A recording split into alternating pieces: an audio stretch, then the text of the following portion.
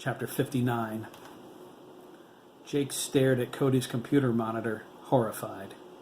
The screen flickered, images appearing and disappearing so quickly his eyes couldn't follow. The colors and symbols hypnotized him, lines of code he barely recognized as human science. McAllister, Jake thought. No doubt about it. The specifications for Cody's computer system flew across the screen with a virtual diagram of the machine's hard drive. In the blink of an eye, its stored information was collected, processed, and compressed to a degree that made Cody gasp. Jake heard him, but he sounded miles away. He reached up, the colors and lights swirling around his fingers. They're alive, Jake thought. He pulled back. He could almost hear them speaking in Oliver's voice. "Format complete," Wolfboy 1 said. "Install." The image of the hard drive swirled and pulled back, expanding to 3D. Oliver's staring eyes shined and flashed with a spectrum of colors in perfect time with the monitor. Streams of images and rectangular storage blocks raced down the screen. They slammed into the image, locking into place with audible clicks. Simultaneously, lines of digital code streamed across Oliver's eyes, but stopped when the last of the storage blocks landed on the image. The screen exploded with brilliance. Jake and Cody shielded their eyes, cried out, and cringed away. The light penetrated their eyelids, blinding them. Oliver stiffened, convulsed, and went limp. He fell to the side. When he did, the computer shut down, and all was silent. Jake got to his feet, rubbing his right eye as he strained to see with his left. He stumbled as he crossed to where Oliver lay. He kicked one of the smartly wrapped presents out of the way, hoping it wasn't anything fragile. He knelt and felt Oliver's neck for a pulse. When he didn't find one, cold dread filled his chest. Jake reached out for Cody's leather recliner, yanked it closer, and motioned for his friend to come over. Cody didn't move. "Cody!" Jake barked. "Move!" Cody jumped, his face contorting with surprise and hurt. Okay, he cried, standing. He inched over toward Oliver, his hands clasped tightly over his mouth. "Sweet Jesus in the manger," he whispered. "Help me, Cody!" Jake cried, tugging on Oliver's arm, trying to pull him up. "We can't lift him." Cody looked at Oliver's closed eyes. His head lolled, and his chest wasn't moving. The same dread Jake felt tore at his heart. He sprang forward and grabbed Oliver under his shoulder. They strained, lifting him into the recliner. Cody stepped back. Jake straightened him, as if the appearance of a relaxed posture might breathe life into him. "God," Cody gasped, his arms across his chest. "He's so heavy." Jake slapped lightly on Oliver's pale cheek. "Come on, kiddo," he pleaded. "Wake up, okay? You have to wake up." "Jake, I think," Cody began, but Jake cut him off. "Shut up, Saint Germain," he hollered. "He's not dead." He grabbed Oliver by the shoulders and shook him. "Oliver, wake up!" Oliver's eyes snapped open. He sucked in a deep breath and said, "Reboot complete. Initialize diagnostics." The computer's monitor flashed back to life as well. This time, the screen showed a virtual display of Oliver.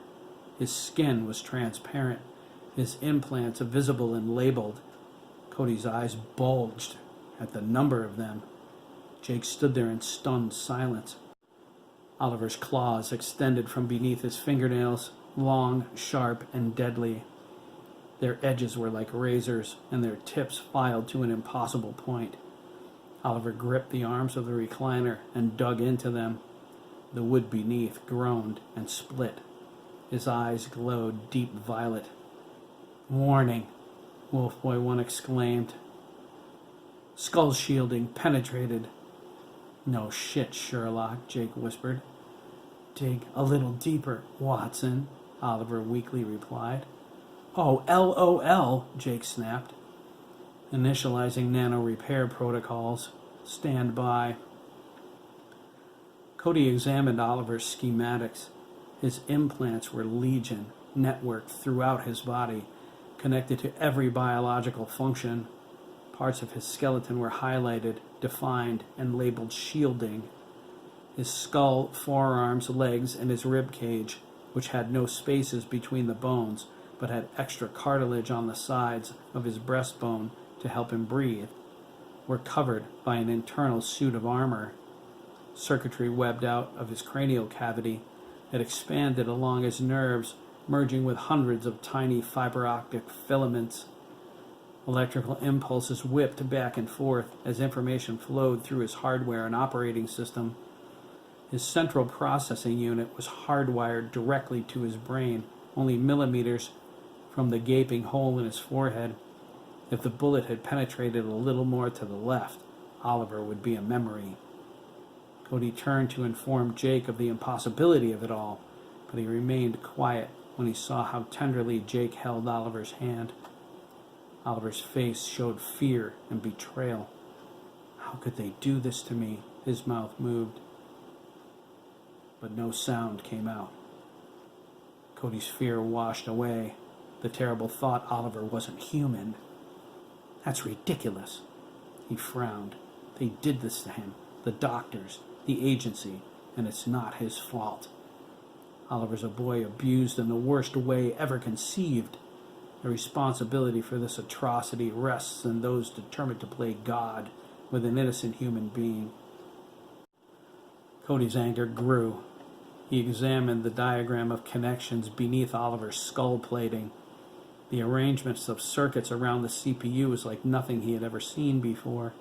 There was no industry standard for this type of processor. Intel would salivate over its complexity, he thought. It makes the fastest hardware on the market seem antiquated by comparison. My baby can barely handle the workload. She's running slower than molasses. Oliver's only using her to run his repair program, too. Jesus, how powerful are his systems? The CPU's labeled wetware, RBM Mark I, Rory Brian McAllister, I assume? Oliver was linked to his implants so completely there was no way to tell where he ended and they began. His internal systems used his mind to augment their speed and for storage space. His hardware and operating systems were reading from and writing directly to his brain. The possibilities are endless. Oliver's processor is drawing on the full potential of his brain, analyzing and deciphering data with the speed of thought. They're working together. The brain has 100 billion neurons. Each can fire 200 times a second, connected to 1,000 other neurons. That's 20 million billion bits of information rushing around the brain every second. The brain processes all 5 senses, plus our thoughts, at the same time, and often we're not even aware of it. And storage? Some scientists estimate the capacity of the brain is 2.5 petabytes. Oliver makes every advanced project my company has look positively grammar school. My God, are we this intelligent? Christ, look at those claws. Oliver's processor, shielding, and claws weren't his only systems. There were others, many others, including a phenomenal optic array.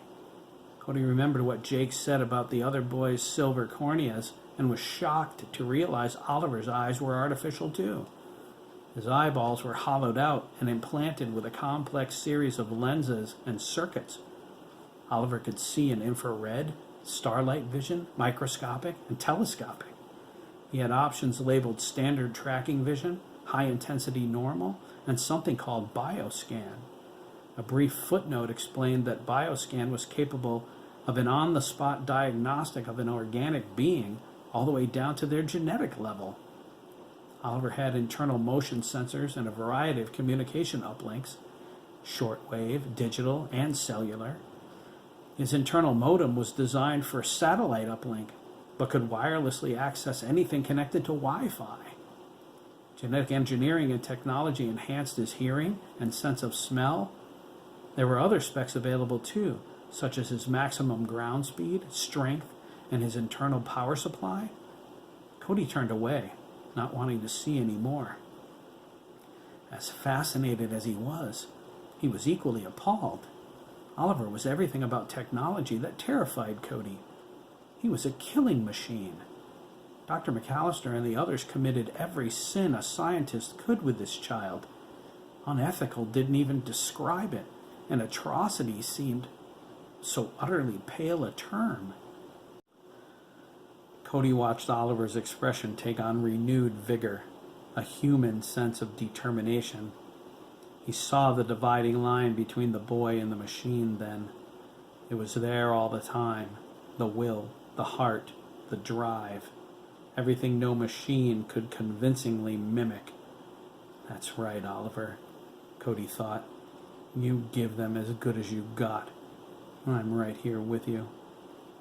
As outraged as Cody was, it was worse for Oliver. The more he thought, the more it hurt.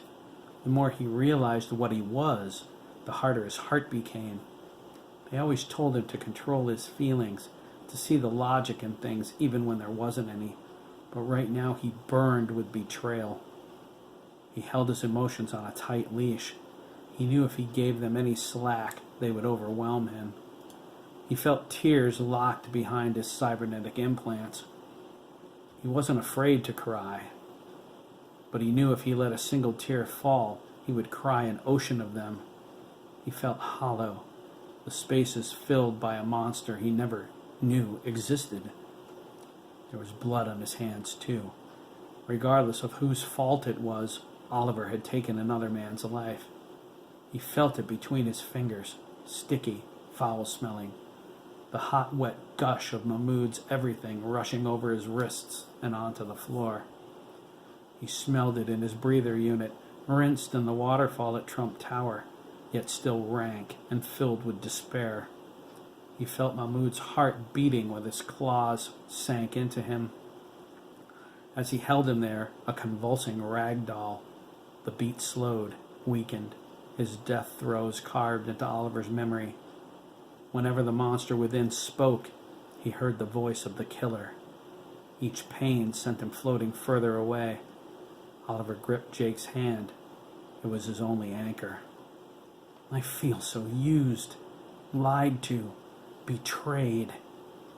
There were 1,000 words and 10 times that many feelings racing through his mind, side by side with the diagnostics and repair program that would heal him. The monster was in him.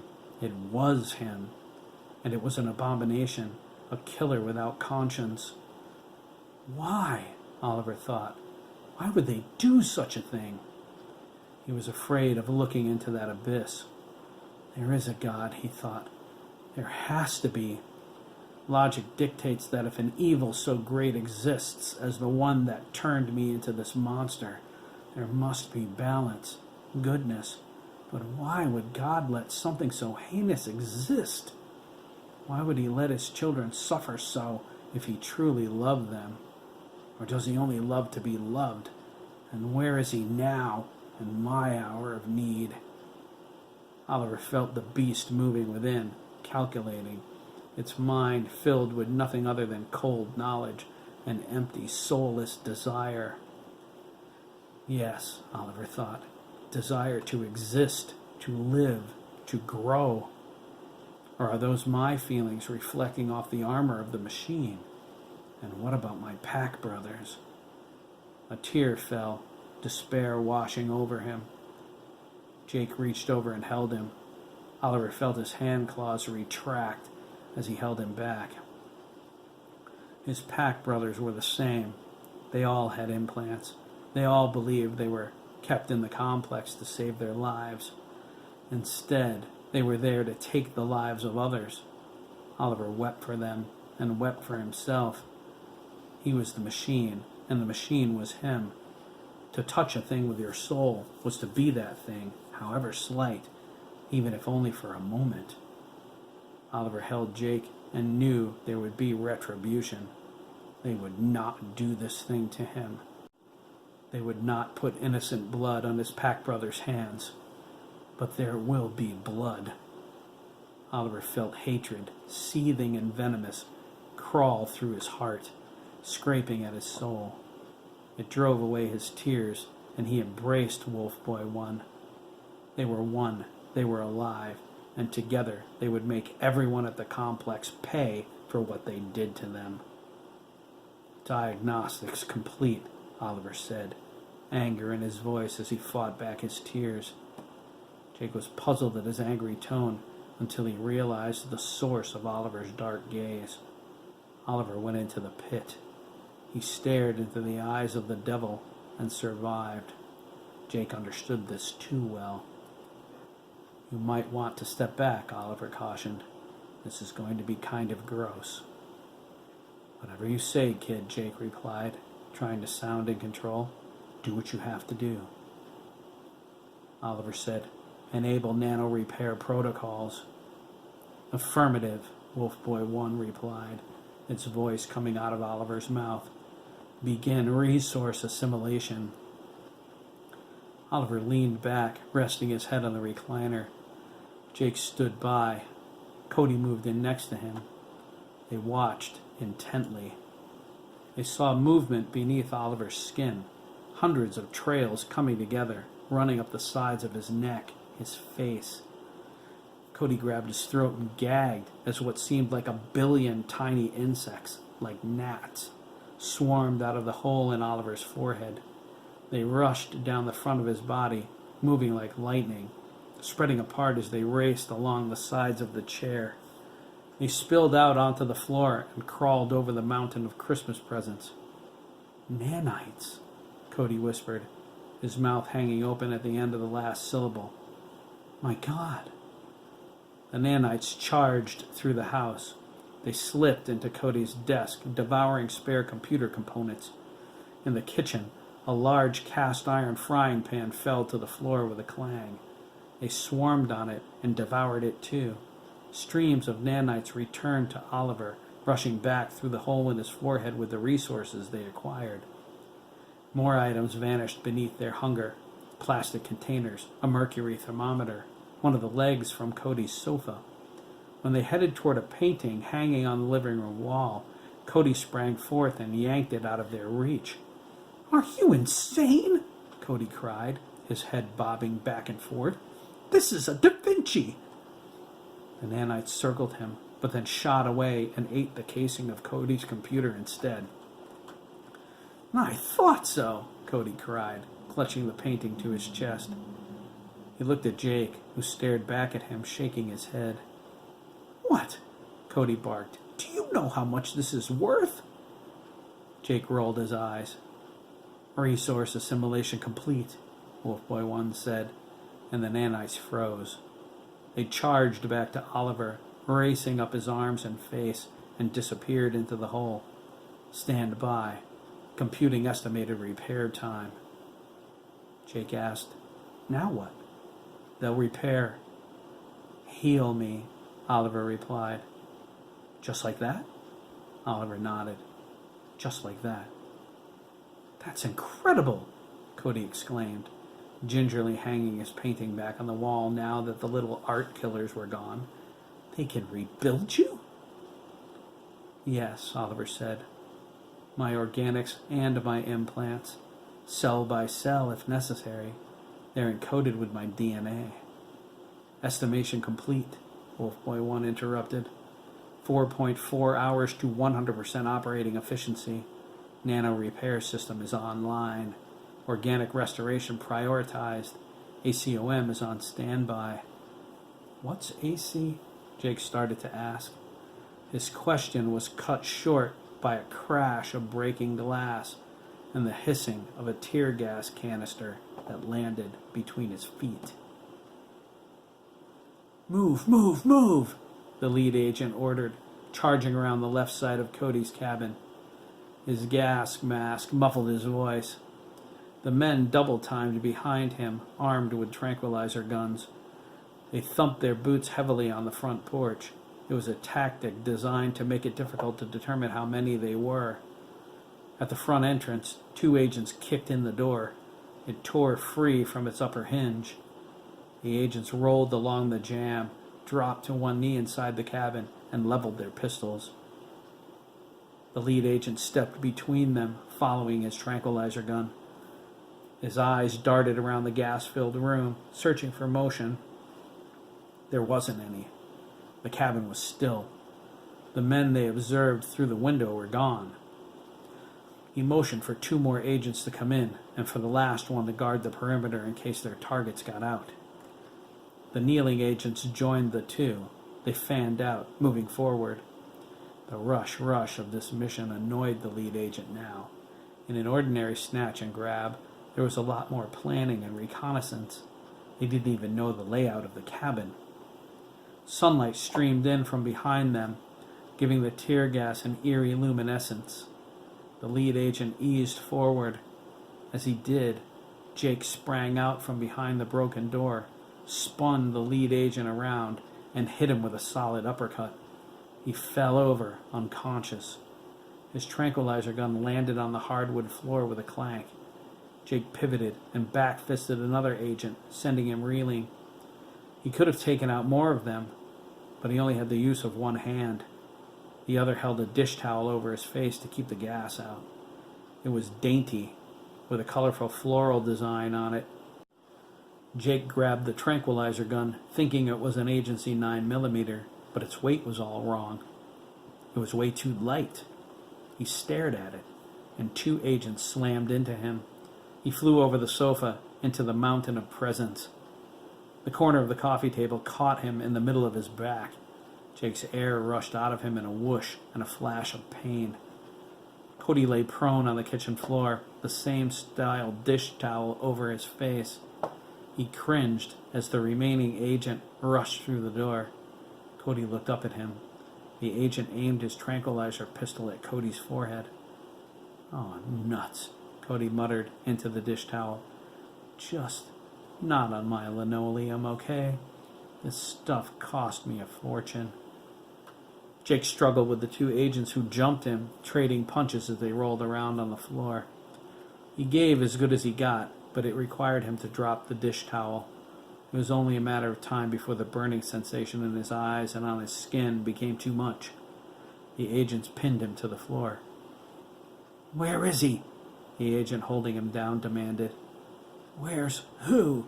Jake coughed, struggling. "The kid!" Jake nodded, squinting and coughing. He pointed toward the ceiling. "Are you trying to be funny?" the agent hollered. His partner tapped him on the shoulder. "What?" His partner nodded and pointed up. Oliver was in the rafters in semi-wolf mode, his claws dug solidly into the wood, his head hanging backward. He glared at the agents, baring his fangs, his expression enraged. His eyes glowed purple. He growled at them. "Holy Christ!" the agent cried, shoving Jake away. He raised his tranquilizer gun, pointed it at Oliver, and fired. Oliver snatched the tiny missile backhanded out of the air.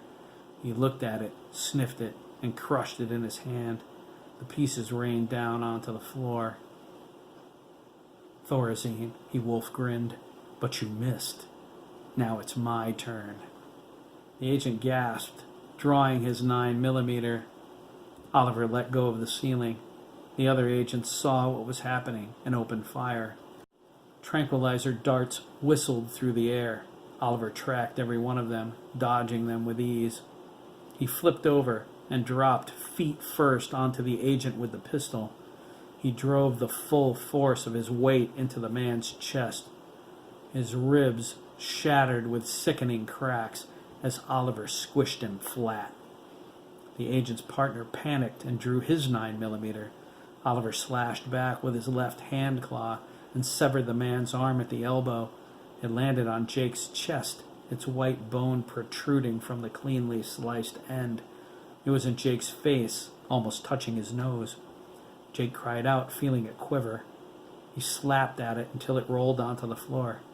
He glared at Oliver, shocked. Oliver's eyes darkened, and he looked away.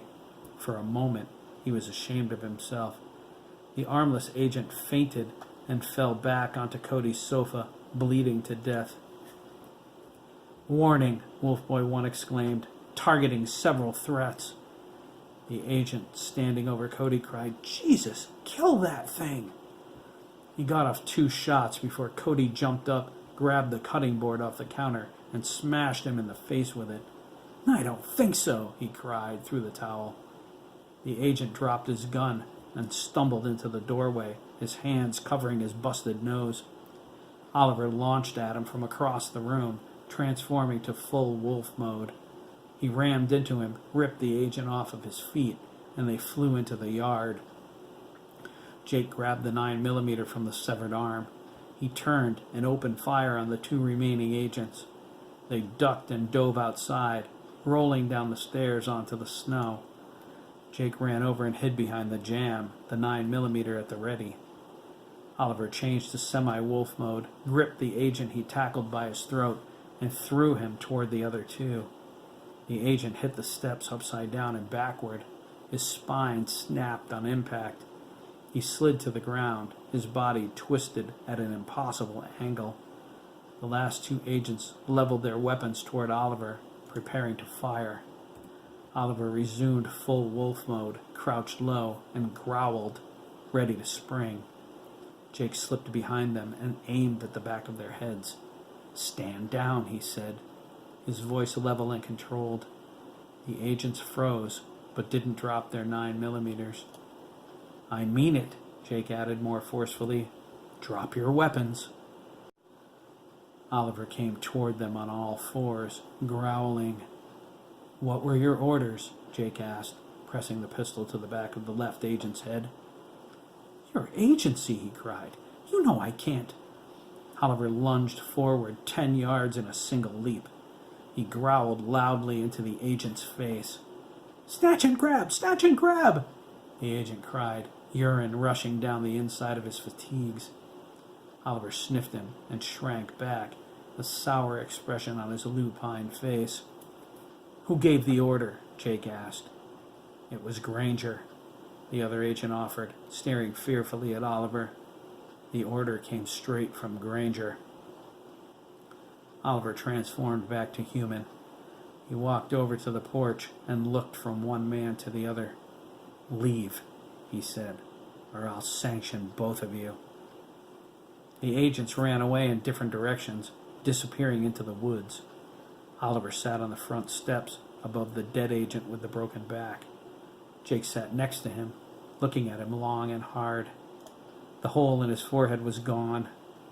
Cody peered through the doorway. When he was sure the coast was clear, he dropped the cutting board and ran to Oliver, hugging him. "You poor boy," Cody whined. Oliver did nothing at first, but then sank into him, hugging him back. Jake gripped his shoulder and squeezed. "What do we do now?" he asked, his voice raspy. Oliver pulled back from Cody, looked at Jake, and asked, "We?" Jake nodded. "We. But I'm..." Jake looked at him sternly. "You're my buddy, okay? That's what you are." Oliver lowered his gaze and stared at his hands. "There's blood on them," he whispered. "I know." "I'm a killer," Oliver said sadly. "I know that too," Jake replied. He slid his arm over Oliver's shoulders. "You did what you had to. Those agents would have killed us. You saved us." "I'm not killing again," Oliver whispered. Mahmoud's face came into his mind. He thrust it away. "Not if I can help it." Jake shrugged. "Sometimes you can't." Oliver looked up at him. "It's okay if I try, isn't it?" "Sure, kid." Oliver sighed, but then his expression dramatically changed. His eyes grew cold. He clenched his fists. "We're going back." "Yep," Jake agreed. "Going back where?" Cody asked. "The complex," Oliver growled, his fangs peeking out. to get my pack, brothers.